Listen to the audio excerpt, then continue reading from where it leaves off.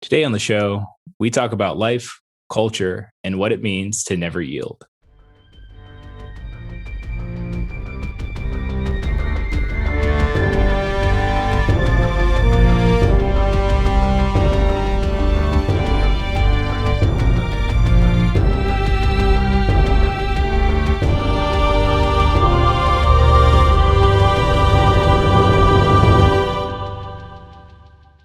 Welcome to Lore Party, the podcast that explores the stories, characters, and universes of our favorite video games. My name is Lawerence, and today I'm joined by a very special guest. If you were just watching the recent Nintendo Indie World event, you would have definitely come across an interesting game made by this developer. So, without further ado, like to Ariel Knight, introduce. I'm here. Yes, man. I'm ahead of you. So Yeah, no, it broke through. What's up, everybody? I'm Ariel Knight. My name's Neil. I go by Ariel Knight online. I'm the creator and developer of Ariel Knight's Never Yield. Lawerence is awesome enough to ask me onto his wonderful, awesome show, and all of you amazing people get to be blessed by my voice today. Hey, I gotta sprinkle that in there. So yeah, like you said, like you got Ariel Knight's Never Yield. It's coming to all platforms on May 19th? Yep, May 19th. That is the day. You just put it down on your calendars, write it, get a permanent marker, write it on your wrist, something like that. Just remember that day because it's super important to me anyway. Yeah, and you have a demo out too. And I saw the announcement trailer. I played the demo and I was like, dang, this is really cool. And then I started doing some research and that's when I reached out. And so today what I really want to talk about, because I think what's super interesting, the game itself is very interesting. I think the story of the development is also very interesting and like how you got to this point. And so for anybody who's just hearing about this game for the first time, you hop in the shoes of like a black lead. His name is Wally. Mm-hmm. And you're basically trying to recover items from his past to help save what's left of the future. And this is all framed up in an endless runner. Not endless runner. I call it a narrative runner because it definitely has an ending. We have cutscenes. We have like a set story, and like it has a last cutscene that you play, and then that's it. But no, that was a good summary. You play as Wally. You have something that belongs to you, and that's why these people are chasing you. But I try to leave this story really vague and not touch on it too much because I know people like to kind of figure it out themselves, and I'm really interested to see how many people can actually figure out the story of the game. Yeah, and I mean if you play through the demo, like I can't recommend it enough. It's super fast, it's fun, it's casual. Like there's a point where you start and then a point where you end up where you do see like a change in the character that I actually want to get into in a bit. But I mean, one of the things that stood out to me from like doing my own research and from playing the game and like really learning about some of the trials and tribulations that you faced while trying to break into the gaming industry, it feels like the one thing that stood out to me first was just the title of the game, Never Yield. Mm-hmm. And I think, like, given your experience as like a Black indie dev, trying to break into the industry, trying to, really tell the stories that you want to tell, like, what's the significance of the title and the game to you personally? The title of the game went through a couple iterations, when I was first developing it. But when I came up with Never Yield, it just kind of fit so perfectly with, my frustrations around the game industry, the fact that this is actually going to be my last game. If it didn't work out, I was going to just like put everything I had into like one last, project. And if people liked it, then I would, see where it went and try to, maybe continue with game development. But if people didn't like it, I was just going to, find something else for me to do outside of games. So, yeah, like Never Yield kind of like it mirrored my experience and the experience that the character in the game is going through at the same time. So it was really fitting. Okay, so this was kind of like, I remember seeing some stories like about how like Final Fantasy had a similar thing where it was like this was gonna, when they originally made it, like it was just going to be this, and then it took off and it blew up, and now there are so many. So kind of having that same type of moment. So I mean, I've seen a lot of positive buzz around the game since it's come out. And I really like the Nintendo like indie directs, just because like they do give a platform to some of these developers and games that you normally wouldn't see. I mean, but this one definitely stood out. It was just cool. Can you believe they let me get up there and call out the whole game industry like that? It was crazy, right? Hi, I'm Neil. I go by Aerial Knight Online, and I'm the creator and developer of Aerial Knight's Never Yield, a narrative runner that captures the spirit of classic games in the genre, but with a few new features and a lot of style. I created this game in Detroit to make space for myself in the game industry, which previously refused to make space for me, and with the help of some of my amazing friends who created something that represents much more. I was pretty much like, hey, y'all never gave me an opportunity, so I kind of did this myself. Let's see where this goes. Oh yeah, no, I mean, I was happy. I was like, hey, you got to get those talk your shit moments, man. Yeah, but I didn't know that was where they was gonna let me do that. I thought I was gonna get an email like, hey, I mean, don't you want to re-record it? Don't you want to, say something different? But nope, they was like, let's go. So I appreciate them. Yeah, man. And I mean, we'll get into some of the other projects too that you've worked on too. And I think like we don't have to. But I mean, if you want to, it's your show, whatever. I don't care. I mean, I might lightly touch on them. I think, but like, getting up to that point was great, especially like from everything that I've learned just from doing the research and some of like projects that you had to work in the past, or like, your focus of really wanting to tell an authentic Black story in a video game and actually like really highlight the experiences of Black people. So, well, I wanted to it's an authentic Black story because I created it.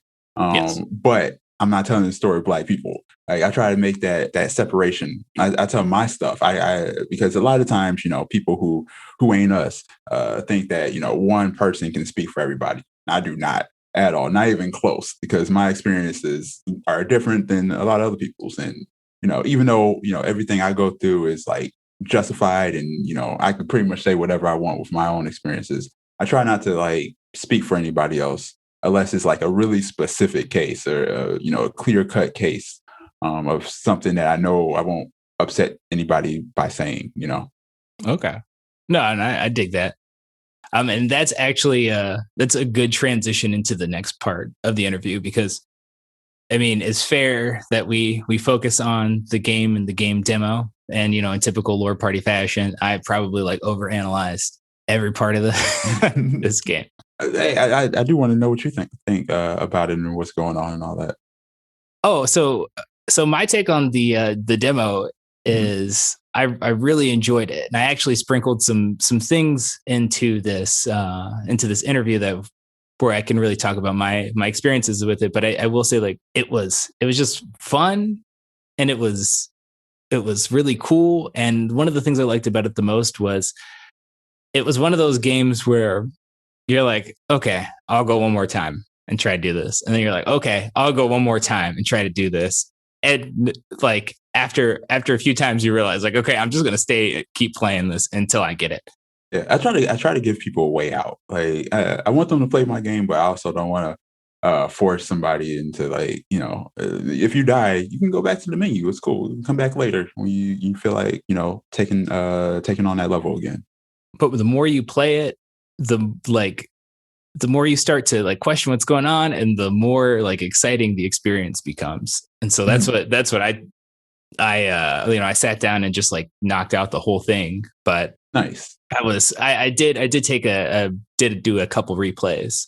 One thing I did notice about the game is some of the scenery and the imagery.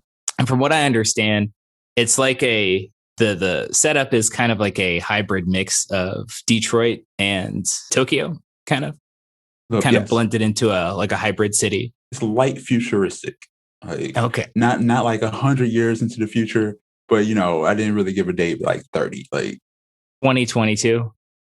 That's like next year. Like 2055 or something like that. I don't know. Okay. Non-canon. That was just me saying shit. Okay. Someone's going to use this eventually. Someone's going to come back to this and be like, yeah, somebody with game theory or something like that is going to like try to break all this down. So none of that was canon. That was just me saying stuff. Anyway.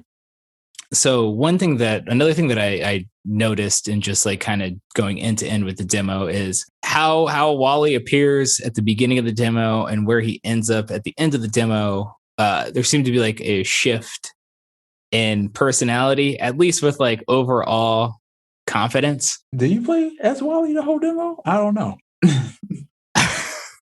See, now that was also another question that I was gonna have built in if I was wrong. And now I'm like, is it Wally? Is it a It saint? makes Is it a like saint? that part of it makes total sense to me. Like the more you play, that demo, I don't know which version you're on because we did like a update for the Switch, so I don't know when that change happened and what version you played. But the levels in the demo are far apart. It's like level 1, level 3, and then level like 6 or 7 or something like that. So there's a jump, and you miss a couple of cutscenes. Okay, so you might be playing as someone entirely different on your story, or it might be.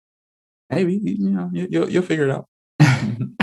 Somebody will figure Well, it out. we'll see. I was wondering, because it did strike me, strange because at the beginning of the demo, you're running away from these people that are chasing you, and you're trying to avoid all of these obstacles. And I mean, one of the things that's pursuing you are these drones, and come toward the end of the demo, this character that now I'm questioning who they are, they're seen like actually directing the drones to go a specific way. So I didn't know if it was like Wally's character evolves over time, or gains some sort of regains something that allows him to do this.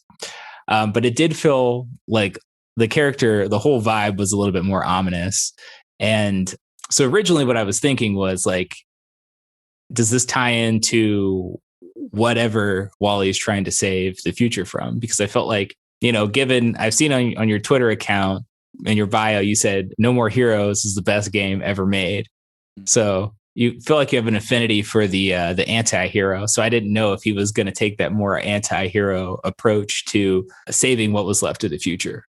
But now that I don't know who it is, that question's kind of gone out the window. I don't know how to reply to that without think so. Yeah, like yeah, No More Heroes is great, isn't it? I like that game so much. You really feel like while playing that game that it was made by like a certain type of personality. Kind of what I try to like draw from kind of that and incorporate into this. So then, since now I don't know who these people are, and my question is null and void, I do have a backup then. Mhm. Is there any sort of No More Heroes, like anti-hero sort of influence when it comes to Wally as an overall character? You know, it's really hard to like kind of get that across with these characters because no one speaks in this whole game. Like everything is done through actions and animations, which also was a bad idea design wise, seeing as I'm not an animator and I had to do all the animations. So but no, like people can like throughout the game kind of see through actions how certain characters are feeling or their goals and whatnot. And I hope they can kind of figure it out that way because my like whole concept on life has always been like your actions matter more than your words. So that's kind of what I want to represent in this game, as well as not putting a lot of like dialogue in there so that it could be like open to everybody enjoying it. So people who don't speak English or whatever language that they do speak can still like kind of play this game and understand the cutscenes and comprehend them the same way that you and I would. Yes, I think that's actually pretty cool. It makes a lot of sense. Like, especially, I'm just going back in my head and thinking about the that ending scene. Now, I think I'm stuck there. I'm Yeah, stuck because the game is the length of an action movie. So, like when the game comes out, you would know that day what's going on, or you will have more of a theory. And I can't wait for people to like to the thread of people trying to figure out the story. And I'm never telling. I'm gonna spam you on Twitter about this once I play this full game. Look, it's 100% up to the players, your viewers, everybody listening. Like, the more people who play this game, like talk about this game, tweet about it, share it, and whatnot, the more likely it is that I'll get to do more of it. Okay. Because if people don't play it, people don't buy it, then hey, this is it. The story ends on a solid point where I think everybody can kind of accept it. But I have the plans for the next part to it. So hey, I'm waiting to see what happens. All right. Well, you heard that here. Okay, we're going to take a quick break here, but stick around. We'll be right back. Kind of going back to the game, and like you mentioned, there's like there isn't any dialogue in the game, so there are different things that drive the story, like like you said, actions. There's dialogue in the game. I thought you said there was no No, no, no. I said the characters don't have any dialogue. Okay, so there. Now I need to play this game. The last level. I can't wait. You don't like the last level. Okay, so there's limited, or there's no character dialogue, but there's limited game dialogue, and I think a lot of actions are help someone playing this game kind of interpret the story, or like some of the visual cues or some of what you hear, or kind of like help you define what's going on in the world and kind of make assumptions at certain points. We'll say one thing that stood out to me playing it that really grabbed my attention was just the music, the overall music selection. Because I believe I remember reading somewhere that it was was it like a kind of cowboy bebop type influence with the music? Yep. Cowboy Bebop, some Samurai Champloo, game anime like that kind of inspired it towards the end. Originally, we had like a different plan for the music, but me and my friend Dan, who did all the development of the music, we have this thing that we do where once we kind of put together a song, we have to listen to the song on repeat for a whole day. And at the end of the day, if we still like it and it doesn't drive us crazy, then it goes in the game. But if we can't make it that far, then it goes in the trash. And there's so many songs that we threw away. Specifically for just like when it came to making tracks for this game, like this is a very it does have a very like old school jazz, like hip hop production feel to it. One, what pulled you in that direction? And like, can you explain? I know that the specific, I've read somewhere that the specific genre or the name for the type of music that you guys make is like orchestral urban hip hop. Can you explain what goes into that process of making a track like that for one of the games that you work on? And can you explain how like you guys came up with like this kind of style of music for this game specifically, and how it fits into the story? Yeah, and the orchestral hip hop thing. Someone else came up with that name. I never said that. I don't even know what that means. Me and Dan just call it like hip hop jazz fusion type of deal. But originally, I didn't really want to use hip hop on the first pass of this music. Not because I have anything against hip hop or anything like that. I love hip hop, but I felt me being a Black creator, it would have been a little bit too stereotypical, and I wanted to do something really different. I just kept coming back to it because it felt right. Because yeah, it was something that like just really, really grabbed my attention. And it was one of those factors in the game that just really like made me like want to keep going. Is that kind of the thought process that goes behind the music? Like something that it's like an element that should be used to like keep driving the player forward. But yeah, driving the player forward, like upping the stakes, but also assisting in the story.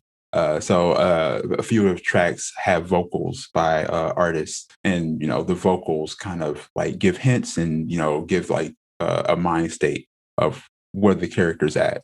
So it's not necessary to understand what they're saying to kind of know what's going on in the story, but it helps to just hearing the tone of their voice and their emotions when they're singing or rapping these verses kind of help understand how that character that you're playing as is feeling.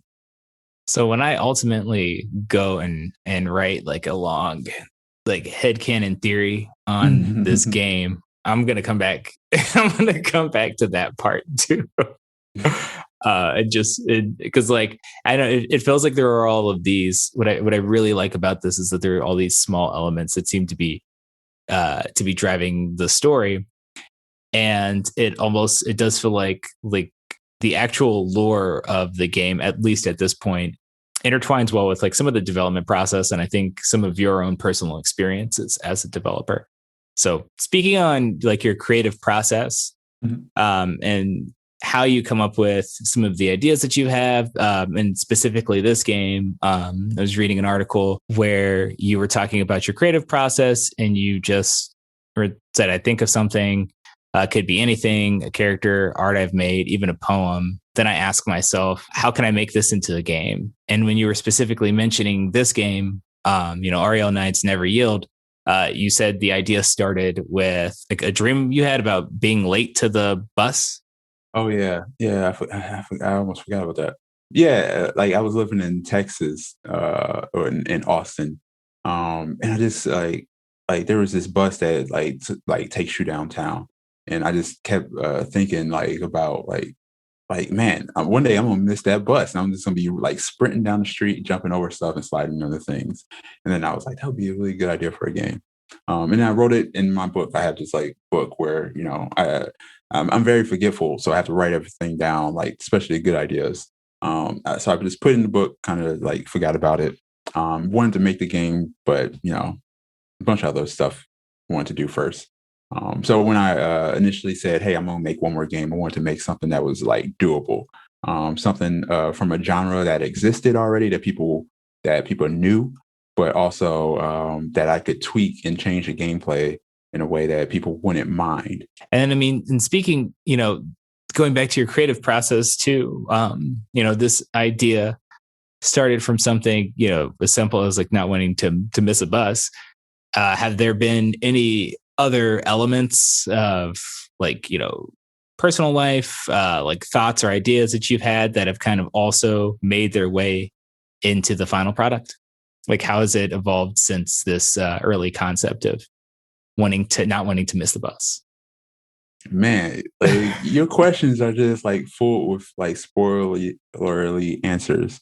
Uh, I would say the concept evolved from like people playing the game because like when I originally started putting it together, I had like a rough outline of or rough block out of what the first pass of the prototype was, and I took it to this show in Ohio called GDEX, and did like my first play test there.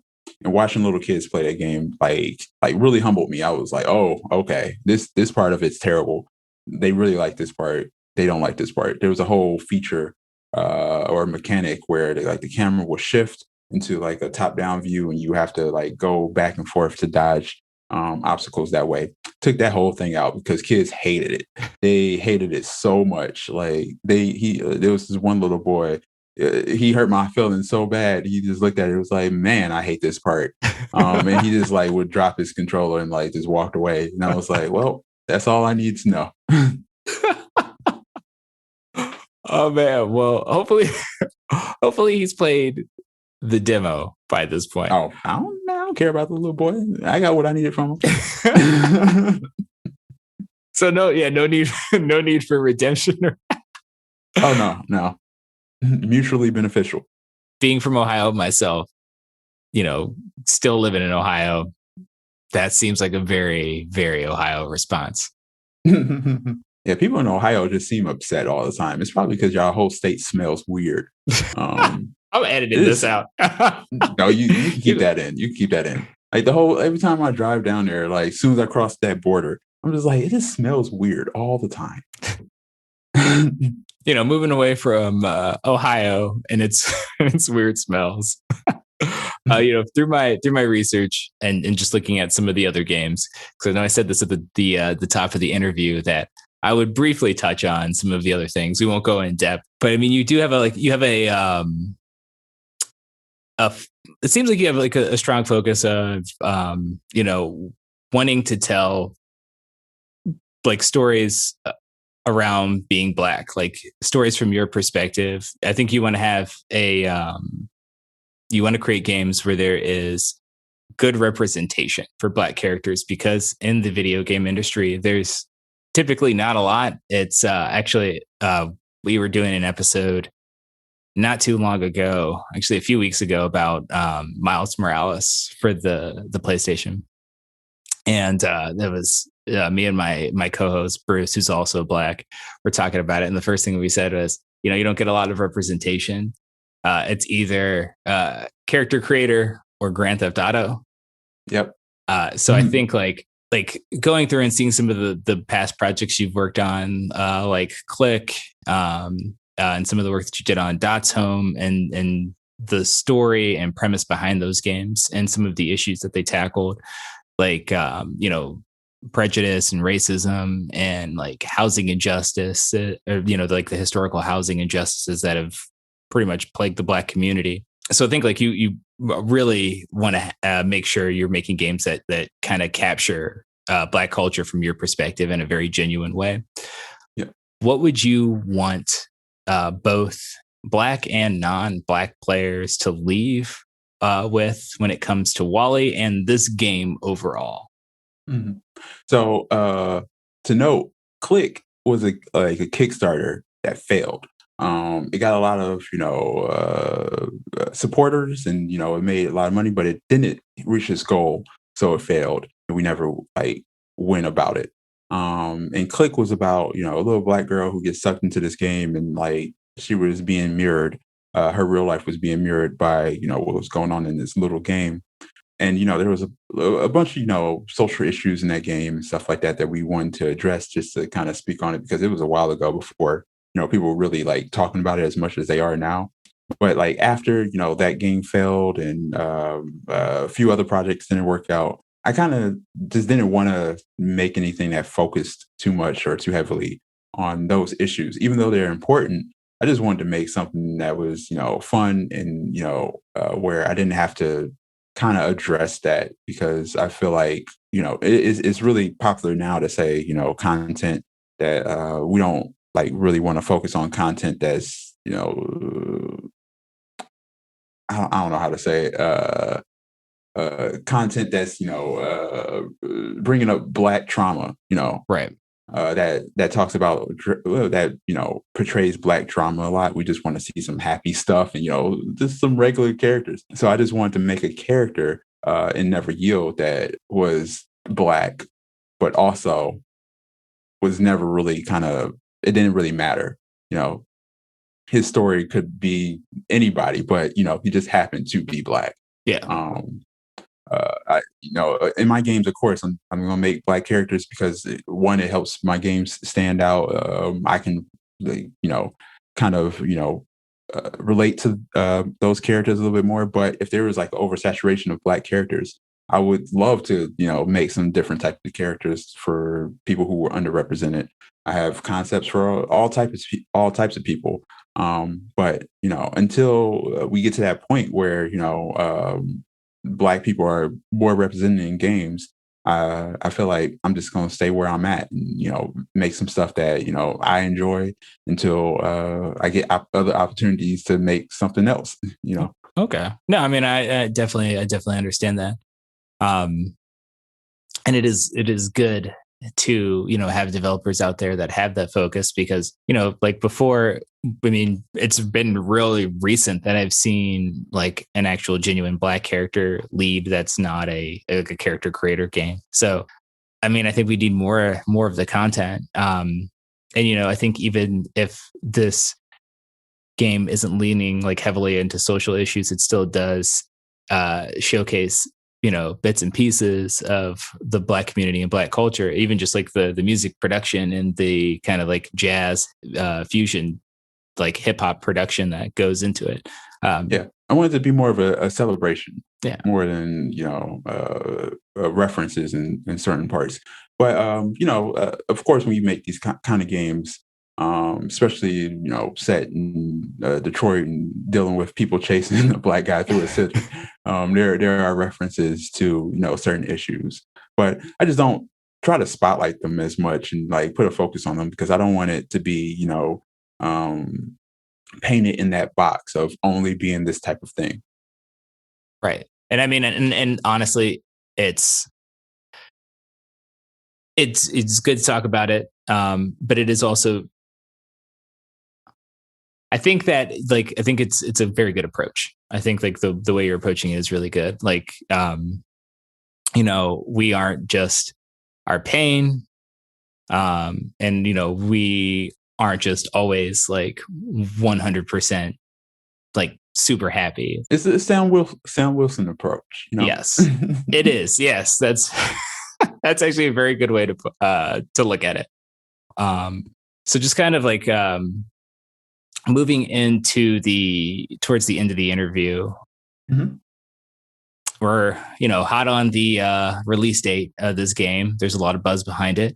More and more people are playing the demo, and like myself, and they're interested in the main game. And I know that you have specific launch plans according to your Twitter, where you were talking about watch people stream the game, sending out codes for people who made fan art, and watching DuckTales in the background.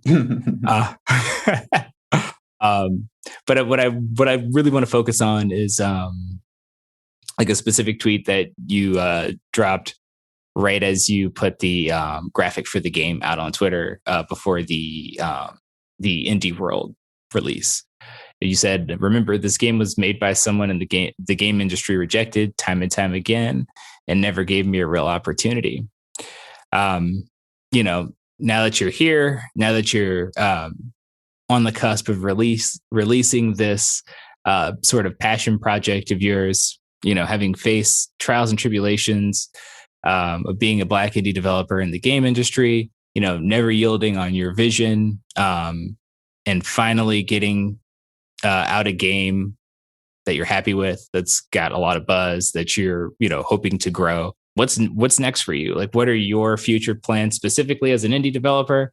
And I know that you touched on, you have some additional ideas, should the game blow up. Care to share any of those? Nope. But I do want to make more of the game, but it's directly tied to how well the game does. I hope people like it. We'll see what happens. I don't ever like pressure anybody into like getting the game or anything like that, because even with all the features and functions that I added to the game, some games just ain't for everybody. I appreciate them playing the game and or playing the demo. But if it ain't for you, hey, there's a bunch of games out there. There's so many dope indie developers that we shouldn't just focus on one or two. But yeah, my future plans is, if this game does well, try to make some more of this. Yeah, and just like keep making dope stuff. All right. Well, that about wraps it up. We hope you enjoyed this episode. And if you did, please take a second to rate and review us on Apple Podcasts. And if you didn't, don't say nothing. It really helps us grow the show. Be sure to connect with us on Instagram and Twitter at lore_party, and check out our YouTube page for fun bonus highlights. Also, don't forget to pick up a copy of REL Knights Never Yield, coming out May 19th. And yeah, that's about it.